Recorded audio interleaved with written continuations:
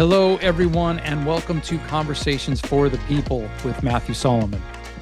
I am Matthew Solomon, and I appreciate you being here. It's been a journey. This is the first episode of Conversations for the People. My first crack at hosting a podcast, which has kind of been several years in the making. Um, People have been telling me for a long time, oh, you should start a podcast. You should do a podcast. You should be on the radio, things like that. And I never really zeroed in on what I would be talking about, what that would look like. And, ultimately, when people ask me why I do what I do, and I'll get into what I do, I care about people. And at the root of everything, I care, I'm invested in all people and wanting people to feel, to be connected, to be taken care of, to have their needs met physically, mentally, emotionally, spiritually, on all levels. And through the course of my life, I mean, I've been in the personal development world. I wrote a book about the Me Too movement to help men understand Me Too back in 2018. And so back then I was doing a lot of work around masculinity and communication and relationships. Everything I do ultimately, when I think about it, has been about communication and relationships. But in 2018, I was doing a lot of writing, doing a lot of coaching, coaching couples, coaching individuals. I wrote a weekly column for the Good Men Project where I would write about issues with sexism and racism and communication and intimacy. There's a lot of things that we are not taught, a lot of skills that we don't have, that we haven't been trained in or even introduced to, in ways that would actually make a difference in our lives, like a real difference in our lives, right? I mean, we spend a lot of time learning various versions of US history, learning a lot of different types of math that many of us will never use. Uh, but we're not really taught how to communicate, how to listen, how to regulate our emotions, how to identify and recognize our traumas, generational traumas, uh, how to empathize with other people and be compassionate towards one another, regardless of where we grew up or who we grew up with or where we live or what our viewpoints are. Ultimately, we come into this world as a clean slate, and we're programmed, right? We're um influenced in how to think and feel based on how we grew up, our parents, our support systems, our teachers, our community, TV and film, and all forms of media.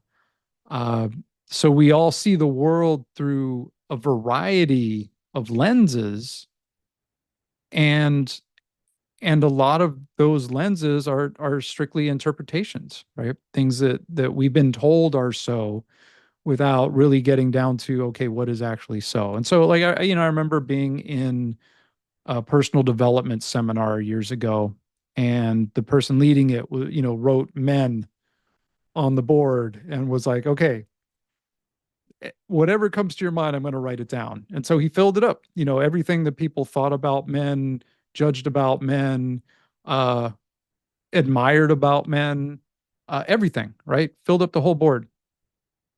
Did the same thing with women, did the same thing with a couple other things. And the point of it was really to show that we see each other through lenses. So the minute we see a man or a woman or um somebody who's black or white or Asian or somebody with disabilities, we have prejudgments. Like, we have judgments about them, and it's all socialized, right? It's all interpretations. It's all how we've been programmed. And so when we realize that we have these prejudgments, a lot of times that will shut off and prohibit us being able to relate to one another at a deep level because we have all this stuff in the way. And so, what I do in my work, and I work in conflict resolution, I teach conflict resolution. I'm a documentary filmmaker. I directed the documentary Reimagining Safety, which addresses the harms caused by policing and incarceration, and then explains why that gets perpetuated and why we are so invested in having police and prisons and punishment and all of that. But then it gets into the last part of the film are the alternatives, the the methods, the skills, the systems, the tools, the organizations that are rooted in care and dignity and humanity and the recognition that we're all here, we're all in this together, we're all part of a community, whether we choose to recognize that or not. But it's really about meeting people at a human level, from a place of love, from a place of compassion and curiosity. And so when we do that with one another and we get past the stuff that's in the way, we we tend to recognize that we all at a deep level desire the same things, that we all at a deep level really want to be taken care of and take care of one another and have our needs met and make sure other people have their needs met. Um, and so that's the gist of it. So when people were, like, oh, you should start a podcast, at the time when I was and this was 2018, 2019, beginning of 2020, um, I could have done a podcast on relationships and masculinity and sex and intimacy, but it didn't click, especially once 2020 kicked off and we were in the middle of COVID, and we were George Floyd had been murdered, Breonna Taylor had been murdered. There were the uprisings across the world, the world protesting police violence. And so it seemed like whatever I would be talking about at that point was not really uh, relevant or appropriate. And so I've been sitting on this and didn't really expect to get into it. And so, 2020 came around. We couldn't go anywhere because of COVID. All of these, again, the uprisings, the protests against police brutality, people calling for fundamental changes to public safety, calling for defunding the police, calling to abolish the police.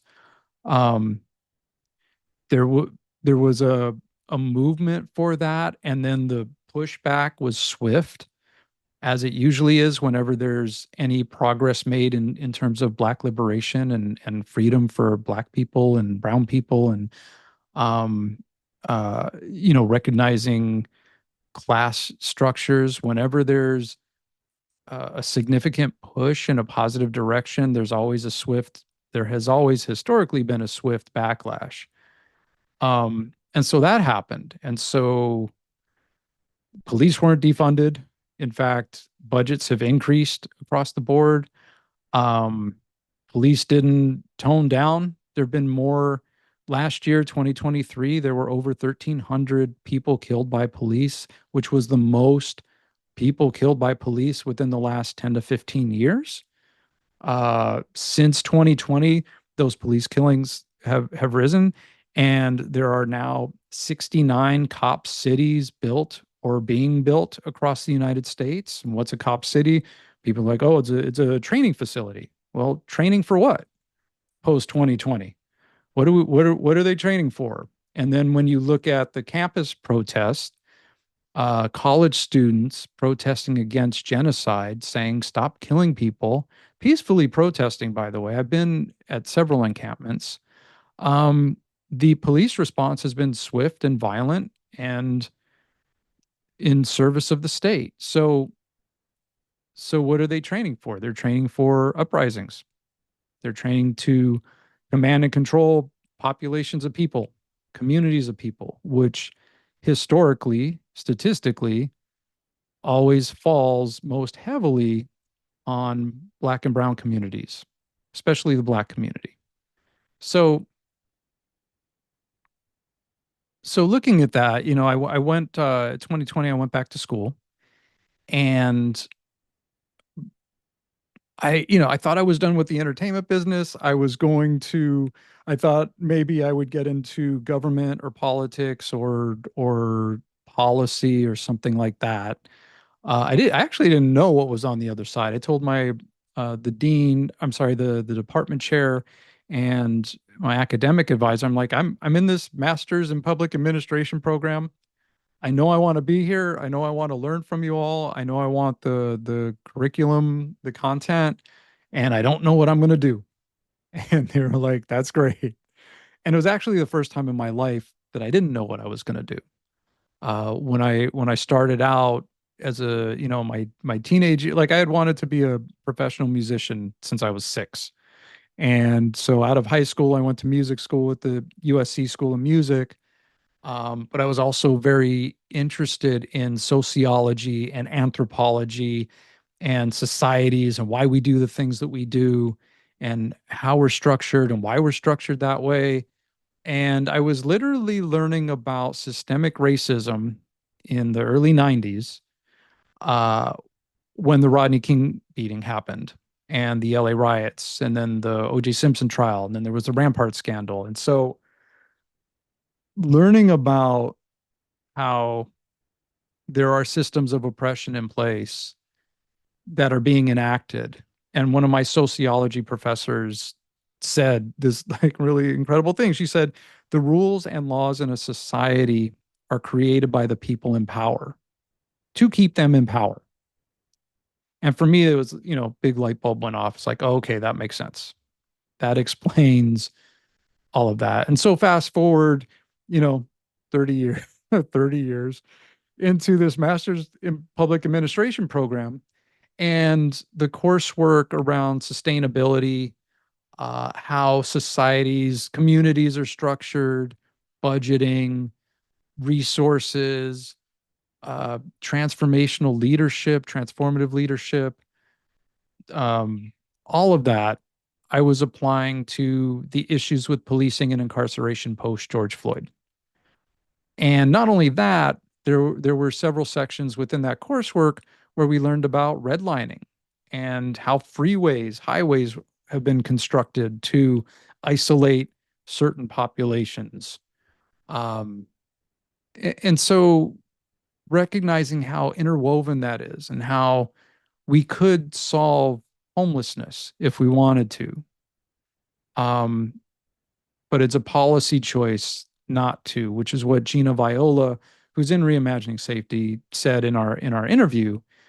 She ran for mayor in 2022 on an abolitionist platform, came in third, which was pretty amazing.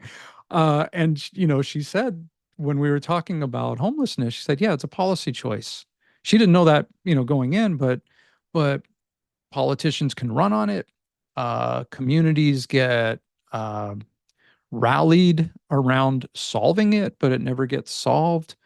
Um, and at the end of the day, these are people, these are human beings that are on the street, lacking resources, lacking shelter and clothing and food and struggling. And regardless of how hot it is or how cold it is or if it's raining. And so, from a humanity and dignity standpoint,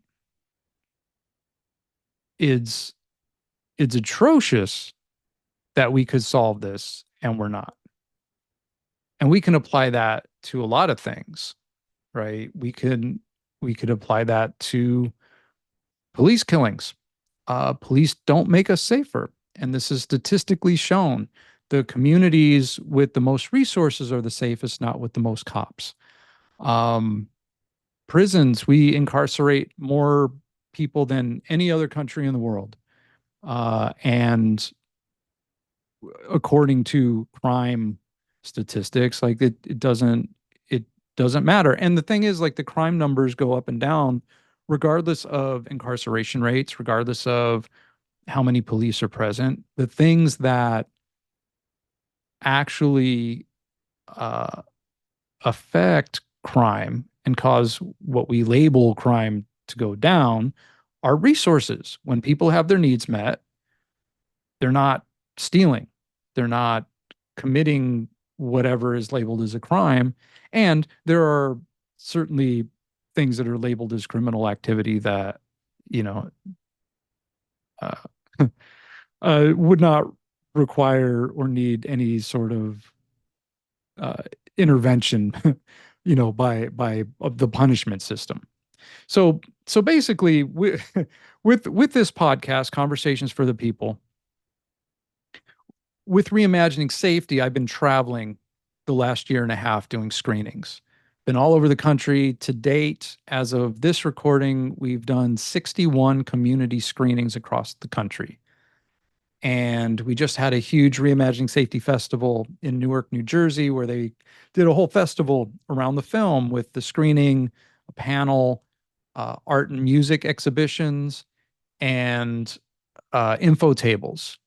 And the thing is, art and music, like that's community, that's safety. When uh, that's expression, right? It's all interconnected, which is one of the beautiful things that I've kind of discovered on this journey in abolition that I've been on for the last several years, was how art and music and dance and expression and uh, healing and liberation, like it's all interconnected. So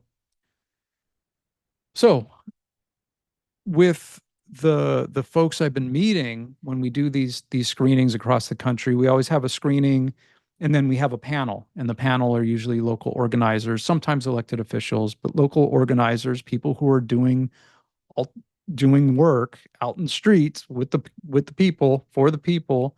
Alternatives to policing, right? These are community responders, violence prevention workers, people who work with the unhoused population, people who work in economic justice, environmental justice, so that when people see the film and they're like, okay, we get it. Now what? It's like, well, here are the folks doing the work, right? So I've met all these people across the country doing this work. Conversations for the People is an expansion of that. And so this is primarily going to be an interview-based podcast where I'm going to be talking to people from across the country, possibly even in other countries, who are doing the work, who care about people, who are invested in community, locally, globally, and are really about taking care of one another, divesting from these systems of punishment that are set up to keep us stuck. Uh, the system will never be for the people. Police will never be for the people. Uh, and so, when people are saying we keep us safe, these are the folks that I'm going to be interviewing that keep us safe. That not only are helping us deal with conflict, not only are doing wellness checks and helping people that are having, mental health challenges and things like that, but it's also, this is how we grow our food. This is how we, participate in mutual aid. This is how we train ourselves in self-defense.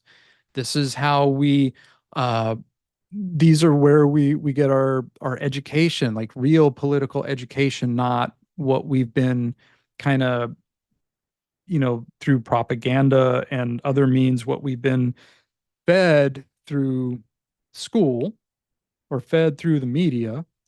But like, here's how to critically think and really take a step back and analyze systems, analyze economy, analyze governmental structures, and and also support people who could get into government positions who can help further our collective liberation. So these are the kinds of things we're going to be talking about. I'm really excited. It's going to be a journey. I'm getting all the equipment and everything set up, and it's a whole other job, but it's for me, it's really, when the film came out and people were like, people need to see this. We need to get this out. And so we were doing the community screenings and we were able to get distribution on streaming platforms. So Amazon, Tubi, YouTube, and Google Play. And we have academic distribution through Good Docs. And so it's on these platforms. And we're continuing to do these screenings, which is awesome. And there are still people to reach. And there are people who are like, okay, this is great. What now? I want more, more, more, more, more. And so we're going to be having these conversations with organizers and uh, healers and thought leaders and people who are for the people and for liberation and just all about us finding ways to lead fulfilled, connected lives rooted in love. So that's it for today. Thank you for listening in. Thank you for watching. Stay tuned, and we'll talk to you soon. All power to the people.